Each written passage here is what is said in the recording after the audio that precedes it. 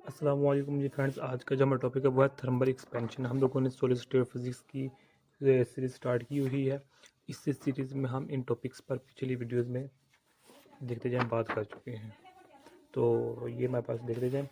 तो आज की जो हमारे पास वीडियो है वो वीडियो नंबर हमारे पास 13 है। इसका बी पार्ट है थर्मल एक्सपेंशन। तो आइए इसको स्टार्ट करते हैं। बिस्मिल्लाहिर्रहमानिर्रहीम सल्लल्लाहु अला मुहम्मद सल्लल्लाहु अलैहि वसल्लम।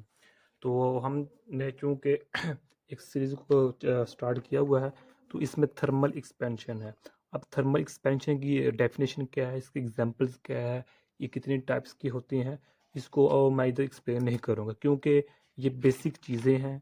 और हम कई पिछले सेमेस्टर्स में, पिछली क्लासेस में कई दफ़ा इसको हम स्टडी कर चुके हैं। तो इन सिंपल वर्ड्स हम ये कह सकते हैं कि थर्मल एक्सपेंशन वो होती है कि जब हम किसी मटेरियल को, किसी लिक्विड को, किसी गैस को हीट करते हैं, टेम्परेचर देते हैं, तो उसका वॉल्यूम, उसकी लेंथ, उसका एरिया इंक्रीज हो जाता है। ओके। उसमें जो काइनेटिक एनर्जी है, पोटेंशियल एनर्जी है, जो जो या फिर इन अदर वर्ड्स जो वाइब्रेशन एटम्स के दरमियान, वो इंक्रीज हो जाती है। यानी कि जब when matter is heated without any change in its state. यानी कि मिसाल के तौर पर ये देखिए हमारे पास, हम कहते हैं ये मेरे पास कोई लेंथ है, कोई रॉड है, कोई चीज़ है, ये लेंथ वाली होगी। और ये हमारे पास कोई, हम कह लेते हैं ये हमारे पास कोई एरिया हो गया, और ये कोई हमारे पास वॉल्यूम हो गया। इसको हीट करें, इसको हीट करें, इसको हीट करें, इन तीनों को हीट करें, टेम्परेचर दें, तो इनकी स्टेट में, स्टेट तो यानी कि हमने चेंज नहीं की, लेकिन हमने सिर्फ हीट किया है, टेम्परेचर दिया है। तो इनके दरमियान जो एटम्स होंगे, मालिक्यूल्स होंगे, वो आपस में वाइब्रेट करना शुरू कर देंगे, काइनेटिक एनर्जी चेंज होगी, पोटेंशियल एनर्जी चेंज होगी। तो एज अ रिजल्ट के तौर पर जो मेरे पास होगी इसकी जो वॉल्यूम में, एरिया में जो लेंथ है, वो उसमें चेंजिंग आएगी, कुछ ना कुछ चेंजिंग आएगी। ओके, ये हमारे पास थर्मल होती है। तो ये हमारे पास क्या है, ये लेंथ है, तो इसको हम कहते हैं लीनियर एक्सपेंशन हमारे पास। तो जिसमें सिर्फ लेंथ चेंज होती है, और अगर लेंथ के साथ साथ चौड़ाई भी चेंज हो, लेंथ यानी कि लंबाई से भी चौड़ाई, तो हमारे पास क्या होता है, एरिया होता है। इसको हम एरियल एक्सपेंशन कहते हैं, या सुपरफिशियल एक्सपेंशन कहते हैं। और इसको हम वॉल्यूम एक्सपेंशन कहते हैं, जिसमें तीनों dimension, X axis, Y axis, तीनों जी एक्सिस, दोनों तीनों चीज़ें एक्सपेंड होती हैं तीनों एक्सिस के लोग, उसको हम वॉल्यूम एक्सपेंशन या क्यूबिक एक्सपेंशन का नाम देते हैं। ओके। तो खैर हम इसकी डिटेल में नहीं जाए। इसका अगर हम फार्मूला लिखना चाहें तो alpha is equal to delta L over L cross delta T. तो इसके अगर करें तो हमारे पास beta is equal to delta A over A cross delta T. अगर इसकी हम बात करें वॉल्यूम की, तो इसमें जब हमारे पास होगा, ये अल्फा है, बीटा ही गैमा है, तो ये गैमा इक्वल होगा delta V over V cross delta T हमारे पास होगा। ओके। तो ये तमाम बातें आई थिंक हम लोगों को पता होंगी, हमने लास्ट क्लासेस में स्टडी की हुई होती हैं। तो अब जो कि जब देखें, अगर हमने जो इससे पहले ये देखें, आइंस्टाइन को स्टडी किया हुआ है, डिबाई को मॉडल को स्टडी किया हुआ है। तो आइंस्टाइन ने एक एग्जाम्पल को यूज़ किया था, वो थी हार्मोनिक एग्जाम्पल। कौन सी थी? हार्मोनिक। तो अब इधर भी हम हार्मोनिक एग्जाम्पल को ही लेकर चलेंगे।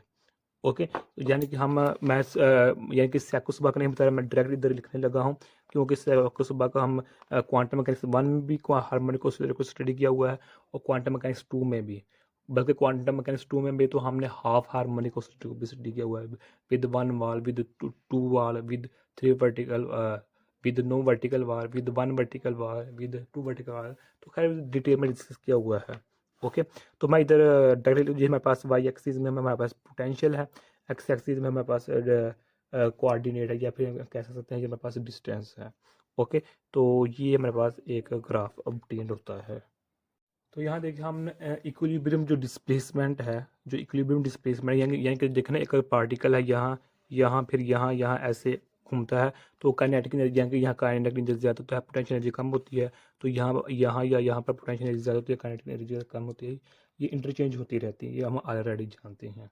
तो अब हमने इक्विलिब्रियम डिस्प्लेसमेंट या इक्विलिब्रियम सेपरेशन है, उसको एक्स की पावर में जज करना है। डेट्स वी यू तो इसके लिए हम यूज़ करते हैं मैक्सवेल बोल्ट्जमैन स्टैटिस्टिक्स। ओके। ये उसका फार्मूला हमारे पास, मैक्सवेल बोल्ट्जमैन स्टैटिस्टिक्स को हम यूज़ करते हैं। ये एक्स क्या है हमारे पास, एवरेज है, ये हमारे पास एवरेज वैल्यू है, ये हमारे पास मीन वैल्यू है, ये हमारे पास सेपरेशन वैल्यू है। ओके। तो वो इसके इक्वल है x cross probability of particle displacement. अच्छा, पहले हमें ये पता होना चाहिए कि जो मेरे पास मैक्सवेल बोल्ट्जमैन स्टैटिस्टिक्स है ये कहता क्या है। तो इन सिंपल वर्ड मैं ये कह देता हूँ, इसके दो तीन पार्ट पोस्टुलेट से। पहले ये है कि जो पार्टिकल्स होते हैं वो डिस्टिंग्विशेबल होते हैं। ओके, डिस्टिंग्विशेबल का मतलब क्या होता है, क्वांटम मैकेनिक्स 2 में हमने स्टडी किया हुआ होता है। तो सेकंड क्या है, ये उन्हीं का हम इधर हिंट ले रहे हैं, एक्सप्लेन नहीं कर रहे फर्दर।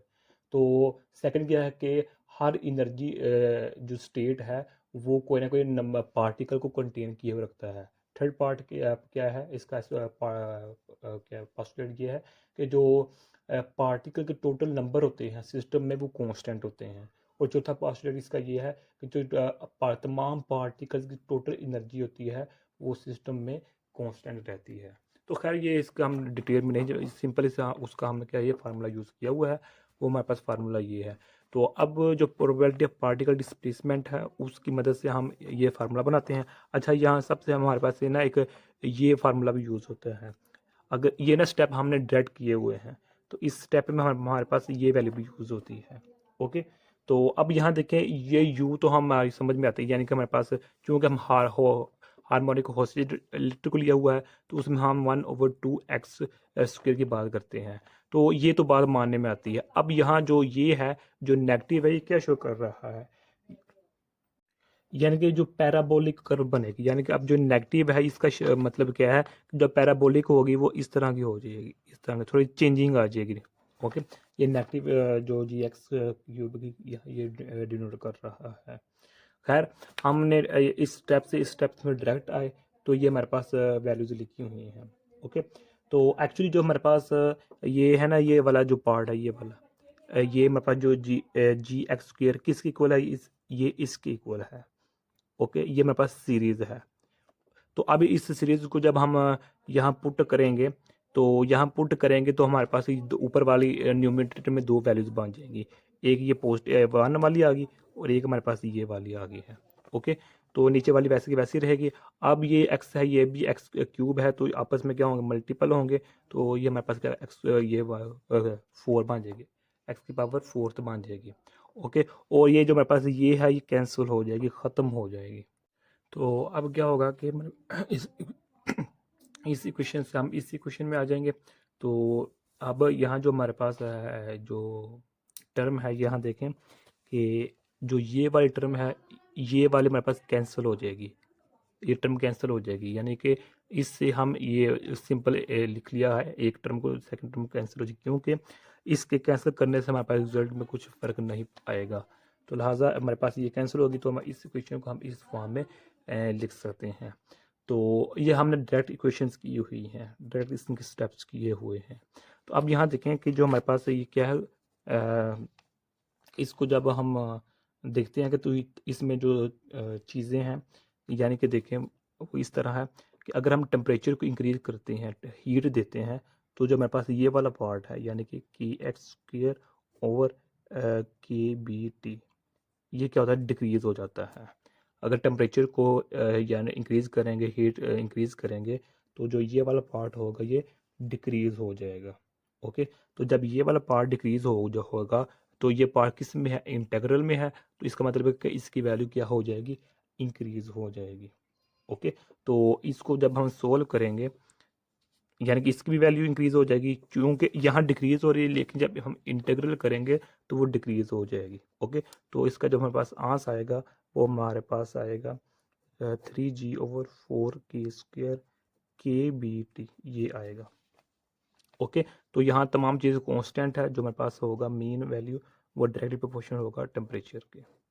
ओके, बाकी तमाम चीज़ें क्या हैं, कांस्टेंट है। ये मेरे पास क्या है, बोल्ट्जमैन कांस्टेंट है, ये हम ऑलरेडी जानते हैं, ये बोल्ट्जमैन कांस्टेंट होता है। इसकी वैल्यू 1.3 आई थिंक 368 1.38 है हमारे पास। ओके, इंटू -23 हमारे पास वैल्यू आती है। अगर इसका हम यूनिट की बात करें तो m square kilogram, s negative square तो कैलविन ये मेरे पास यूनिट आ जाता है इसका। ओके, तो ये चीज़ साबित कर रही है कि जो एनहार्मोनिसिटी है वो इन्वॉल्व होगी थर्मल एक्सपोनेंशियल में। तो लिहाजा इसमें जो एनहार्मोनिसिटी है वो इन्वॉल्व होगी। जो हमने स्टार्टिंग में कहा था कि जब हमारे पास हार्मोनिक है तो हार्मोनिक टर्म से इसको हम डायरेक्ट इजीली समझ नहीं पाएंगे, तो इसलिए जो हमारे पास होगी एनहॉर्मिसिटी, उसकी की हेल्प से इसको हम समझ पाएंगे। तो इन अदर वर्ड्स हम ये कह सकते हैं कि जो थर्मल एक्सपेंशन है ये एग्जाम्पल है एनहॉर्मिसिटी की।